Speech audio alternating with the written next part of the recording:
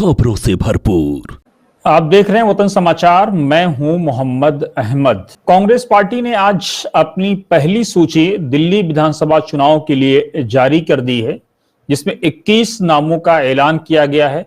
महत्वपूर्ण बात यह है कि अभी तक कांग्रेस पार्टी ने माना यह जा रहा था कि इशरत जहां को ओखला से टिकट देगी, जिस पर राहुल गांधी ने स्वयं मुहर लगाई है, लेकिन अब खबर यह आ रही है कि इस सीट को अभी होल्ड पे डाल दिया गया है। इसके साथ ही जिन अहम सीटों का ऐलान किया गया है उसमें नई दिल्ली की सीट है, जहां पर संदीप दीक्षित जो शीला दीक्षित के बेटे हैं, लगातार जो कांग्रेस ये कहती चली आई है कि हमें वो शीला वाली दिल्ली वापस चाहिए, वहां पर संदीप दीक्षित को नई दिल्ली से उतारा गया है, जहां से बांसुरी स्वराज इस वक्त लोकसभा की सांसद हैं, लोकसभा की सदस्य हैं। उसके साथ ही सीलमपुर और मुस्तफाबाद दो जो अहम सीटें हैं, वहां पर सीलमपुर से कांग्रेस पार्टी ने अब्दुल रहमान को टिकट दिया है। आप पार्टी उन्होंने छोड़ करके कांग्रेस पार्टी ज्वाइन की थी अभी 2 दिन पहले, और अब वहां से उनको टिकट थमा दिया गया है, जहां से वो कांग्रेस पार्टी के सिंबल पे, पंजे के निशान पे चुनाव लड़ेंगे। उसके साथ ही अली मेहदी को जो है मुस्तफाबाद से टिकट दिया गया है। अली मेहदी के पिता इससे पहले कांग्रेस पार्टी के विधायक रह चुके हैं, हज कमेटी में बहुत सीनियर पदों पर रह चुके हैं। अब वहां से हसन अहमद, अब वहां से उनके बेटे कांग्रेस पार्टी के नेता, दिल्ली प्रदेश कांग्रेस कमेटी के वाइस प्रेसिडेंट या वाइस चेयरमैन या उपाध्यक्ष, वहां से उनको टिकट दिया गया अली मेहदी को।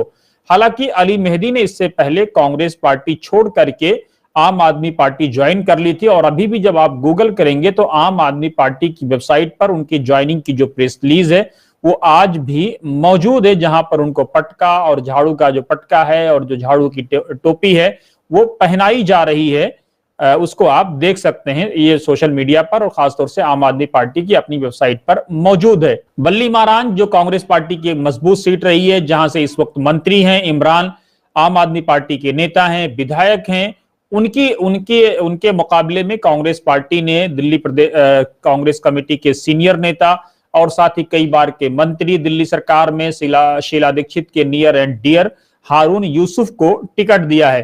कांग्रेस पार्टी ने और जिन सीटों पर टिकट दिया उनमें नरेला है, नरेला से अरुणा कुमारी को टिकट दिया गया है, बुरारी से मंगेश त्यागी को टिकट दिया गया है, आदर्श नगर से शिवांगी सिंघल को टिकट दिया गया है, बादली से देवेंद्र यादव जो कांग्रेस पार्टी के अध्यक्ष हैं वो स्वयं चुनाव लड़ रहे हैं।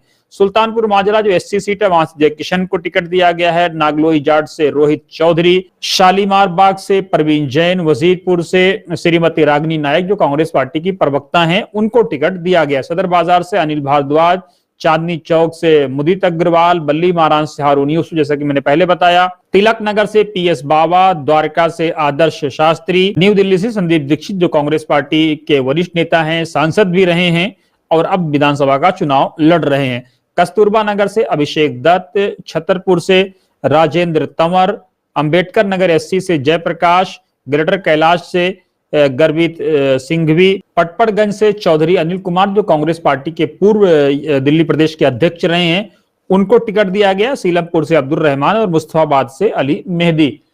अली मेहदी का मुकाबला आदिल से होगा, जिनको अभी का आम आदमी पार्टी ने टिकट दिया है। इससे पहले जो है यहां से विधायक हाजी यूनुस हुआ करते थे, हाजी यूनुस का टिकट आम आदमी पार्टी ने काट दिया है। हालांकि अब हाजी यूनुस जो है वो लगातार आम आदमी पार्टी की नीतियों को अपने सोशल साइट पर शेयर कर रहे हैं, जिससे ये लग रहा है कि कम से कम वो बगावत करने वाले नहीं हैं।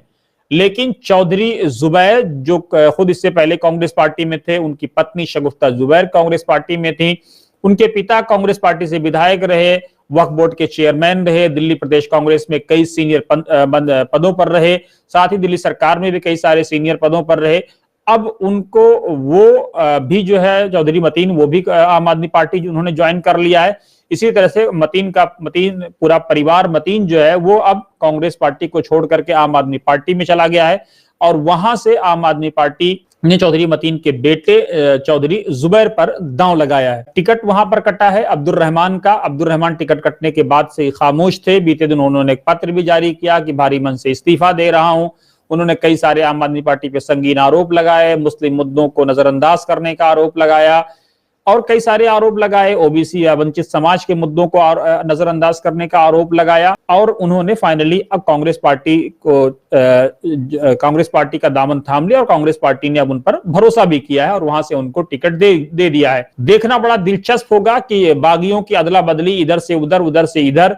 जो पहले कांग्रेस में था वो आप से लड़ेगा, जो आप में था वो कांग्रेस से लड़ेगा, जो कांग्रेस में थे वो आप में चले गए थे और अब आपसे फिर लौट करके कांग्रेस में आए हैं अली मेहदी, अब उनको भी टिकट दिया गया है। इशरत जहां जो काफी ओखला की हार्ड सीट है, वहां से वो टिकट उनका माना जा रहा था तकरीबन पक्का है, लेकिन अब खबर ये आ रही है कि उस सीट को होल्ड रख दिया गया। अगले 4-5 दिनों में जब कांग्रेस पार्टी की मीटिंग होगी, कमेटी बैठेगी, तो कमेटी ये तय करेगी कि किसका टिकट होना है और किसका टिकट नहीं होना है। हालांकि माना जा रहा है कि ओखला की सीट पर दिल्ली प्रदेश के कुछ कांग्रेस के नेता किसी और का टिकट चाह रहे थे, लेकिन अब देखना बड़ा दिलचस्प होगा कि राहुल गांधी के इंटरवेंशन के बाद अब क्या कुछ होता है। सूत्रों से मिली जानकारी के मुताबिक दिल्ली प्रदेश कांग्रेस कमेटी अपने न्याय यात्रा को समापन के बाद एक प्रोग्राम भी करना चाह रही थी, जहां पर उन्होंने राहुल गांधी को आमंत्रित भी किया था, लेकिन राहुल गांधी ने उस प्रोग्राम में दिल्ली प्रदेश कांग्रेस के नेताओं से नाराजगी के सबब जाने से मना भी कर दिया है। अब यह बड़ा मुश्किल हो गया है कि क्या कुछ होने वाला है, क्या नहीं होने वाला है। एक तरफ राहुल गांधी की नाराजगी है, दूसरी तरफ कांग्रेस पार्टी दिल्ली प्रदेश के नेताओं को लगातार वो नजरअंदाज कर रहे हैं, नाराज बताए जा रहे हैं। तो उनकी नाराजगी कितना असर दिखाएगी, कितना नहीं दिखाएगी, ये भी देखना बड़ा दिलचस्प होगा कि राहुल गांधी इशरत जहां को टिकट दिलाने में कामयाब होते हैं या नहीं होते हैं। हालांकि इशरत जहां के सामने कई सारे और कांग्रेस पार्टी के हैं, हिदायतुल्लाह जंटल हैं, परवेज हैं, सैयद फौजुल हदीन जो प्रियंका गांधी वाड्रा की टीम के करीबी बताए जाते हैं, वो भी इस सीट से दावेदार हैं। G8 में दानिश सलीम भी हैं और साथ ही एक दो महिलाएं भी हैं, जेबा अलग हैं। तो किसको टिकट मिलेगा, अब ये सीट काफी पेचीदा हो गई है, लेकिन माना यही जा रहा है कि यहां पर अंत में इशरत जहां टिकट लेने में कामयाब होंगी और उनके नाम का फैसला भी हो गया, सिर्फ ऐलान होना बाकी है। अगले 3-4-5 दिनों में जब कमेटी की बैठक होगी, सीईसी यानी इलेक्शन कमेटी की, तो वो फैसला ले लेगी। लेकिन अब देखना यह दिलचस्प है कि आम आदमी पार्टी यहां से अपने विधायक पर दांव लगाती है। हालांकि माना यह जा रहा है कि कई सारे संगठनों के समर्थन के बाद इंटरनल अब यह फैसला हुआ है कि जो सर्वे के बरखिलाफ जो है यहां से अमानतुल्लाह खान को आम आदमी पार्टी ने टिकट देने का, तो इस तरह से ओखला की सीट पर को उम्मीद थी कि वहां से वो टिकट मिल जाएगा।